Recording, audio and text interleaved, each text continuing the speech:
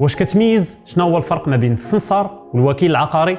بقى معايا في هذا الفيديو. اول حاجه في هذا الفيديو غادي نهضر على داك السمسار اللي ما عندوش الصفه القانونيه وكيكون خدام في النوار. هذا النوع ديال الاشخاص خاصك تحدي منه، لان كيكون خدام بلا اوراق، يقدر يبدل التليفون ديالو، يقدر يعطيك معلومات غلطه اون فوس انونس، وما كتكونش عارف حتى لادريس ديال هذا الشخص، فبذلك كيكون هناك خطر ديال النصب والاحتيال. بينما المستشار العقاري فهو كيكون خدام قانوني 100%، فكتكون عنده يا اما شركه او ستاتيو اوتونتربرونور، كيقدر يسني لي كونطرا وكيعطي لي فاكتور، وهذا الشيء اللي كيخلي الناس يثيقوا فيه وتكون عنده مصداقيه. والمستشار العقاري كيكون عارف القانون وكيقدر انه ينصحك باش ما تدارش بك، وهذا الشيء علاش جات ياكي وخلقت شبكه ديال المستشارين اللي كيحميو المصالح ديالكم وكيعطيوكم نصائح باش ما تصيدوش. الا بغيتوا تعرفوا اكثر دخلوا شوفوا بعينيكم وتعاملوا مع المستشارين ديالكم.